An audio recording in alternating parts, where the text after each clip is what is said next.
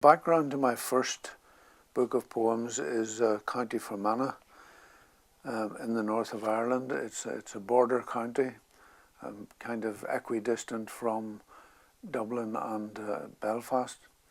I was born and grew up there, and you know, a lot of my earlier poems were very much influenced by the landscape and the people. Landscape with figures. What haunts me is a farmhouse among trees seen from a bus window.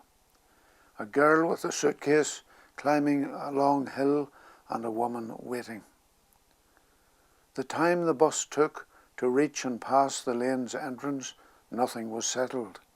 The girl still climbing and the woman still on the long hill's summit.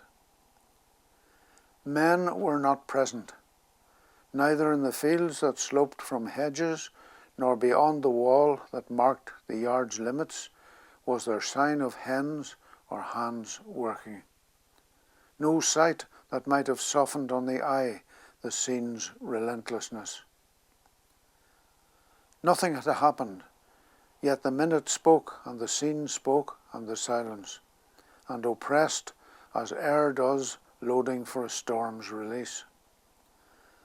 All lanes and houses secretive in trees, and gaunt hills' jawlines, turned my thoughts again to that day's journey, and the thing I saw and could not fathom. Struck with the same dread, I seemed to share in sense, not detail, what was heavy there. Sadness of dim places, obscure lives, ends and beginnings, such extremities. I grew up in a Catholic rural community in a country where the ruling group were Protestant, and the Catholic minority tended to be discriminated against. This poem is called Sheepman. It's based on a film called The Sheepman, which I saw in the local cinema. I mean, the westerns were a tremendous kind of favourite of ours. But this particular film seemed to me to reflect the north of Ireland, politics in the north of Ireland at that time. So the speaker in the poem is a sheepman with a very strong sense of his inferiority, I suppose, although he sort of makes a defiant statement at the end of the poem. But he's sort of representative of the discriminated against minority. The barman serves, but grudgingly. Like Mexicans and half-breeds, I must wear that special hangdog look, say nothing. There is too much cattle country. The range is free in theory. Cowmen find excuses to resent the different. They claim that cows won't feed where sheep have fed. Pathetic. Don't say the outcast has his dignity. Perhaps it's something not to thrive on brawn, or trample those whose small stampedes hurt no one. Such victories are thin, cold consolation. Unbowed, I claim my rights, to herd alone and be accepted. When I skirt the rim of cattle drives, salute me, and when I come to share your bunkhouse fire, make room.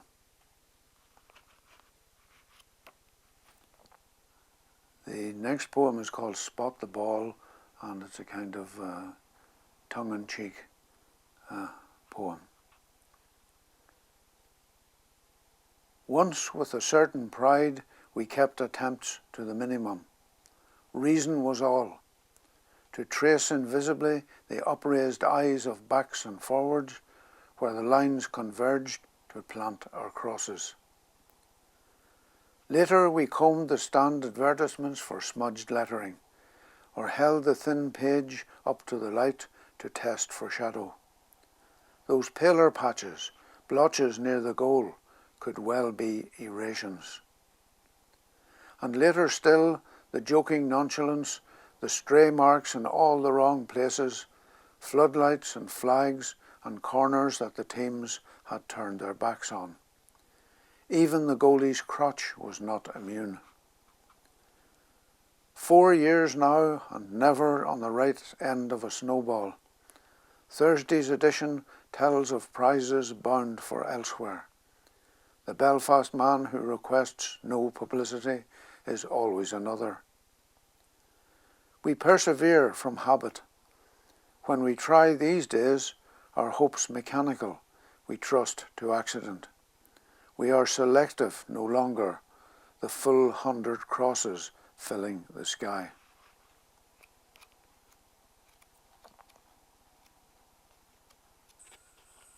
There are a number of poems here about my mother and father, both of whom left school when they were 11 years old. My father to work as a farm labourer locally. My mother to more or less take over the running of her father's farm. It was a small farm, I think about 16 acres. Her brother worked on the local estate, so a lot of the work of the farm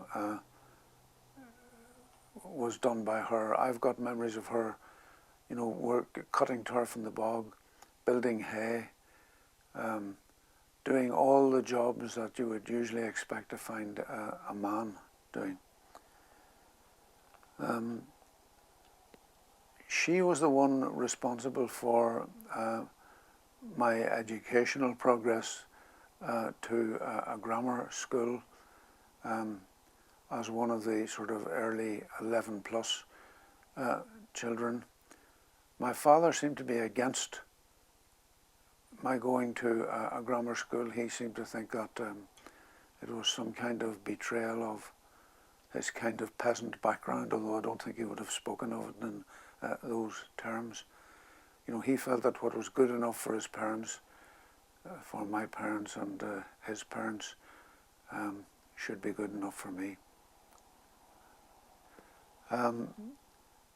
My mother was the one who kind of fought my corner, so to speak. And this poem, Winter Offerings, is a kind of belated poem in praise of her and what she contributed to my life. Winter Offerings. Mother, it pains me that I must confide to verse these clarities. We're each alone. Our speech gutters, more than marriage divides us. Each visit home I measure distances and find them grown. It's your own fault, really. My good at heart, you grasped the chances that would sunder us. I'm glad you chose to play the dogged part, take on the opposition. Often I wonder how you prevailed against that blunderbuss, my father. What was good enough for him, the peasant's caution rather than a ploy to keep me tethered. But you saw how grim the prospects. Trapped yourself, you rescued me from lives I guess at. How could I joy in love so functional? How call it love, that hid and whispered in a tough concern with grants and benefits? So, schooled above you, I grew up to miss those transferred yearnings. School's out, but now in retrospect I learn. Discarded woman, shame is turning me to wish you mornings and a folding night whose dreams are gentle. Sight enough to see this late guest bowed with winter offerings, who turns his face into your going light.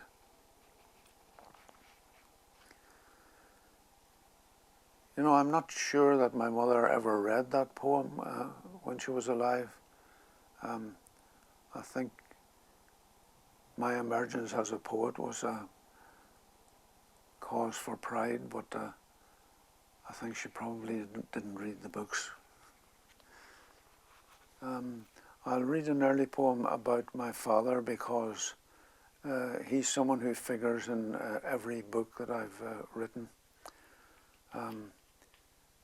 He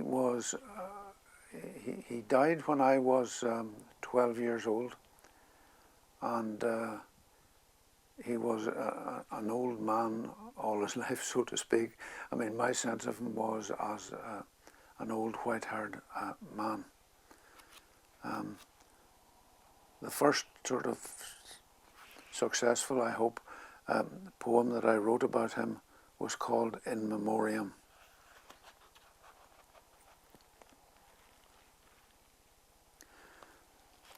He had had a number of strokes before his death. In Memoriam.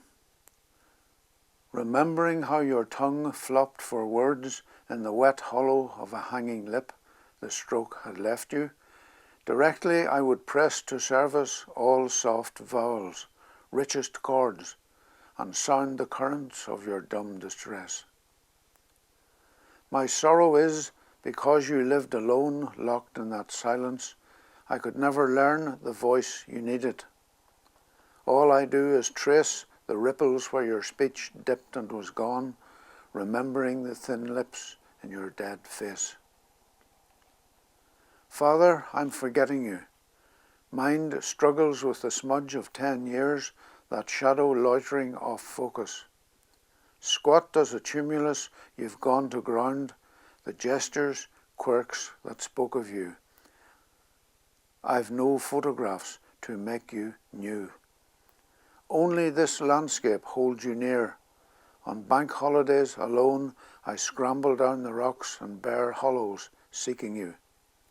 Your image, half unclouding, clouds again, and year by year, wind-wearing stone reminds of your going. Loss finds its cadence here. And the title of my first book was A Store of Candles, and that's a phrase from the poem with which the book concludes, which is called Under the Stairs. Under the Stairs was prompted partly by stories from the Second World War about people having to take cover in various parts of their houses, had to prepare, as it were, for attack from the air.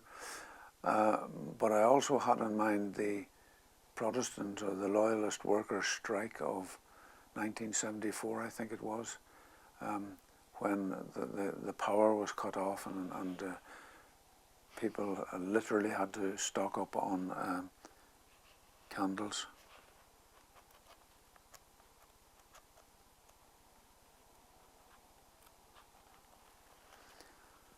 Under the stairs. Look in the dark alcove under the stairs. A paintbrush steeped in turpentine, its hairs softening for use. Rat poison in a jar. Bent spoons for prizing lids, a spare fire bar. The shaft of a broom. A tire, assorted nails. A store of candles for when the light fails.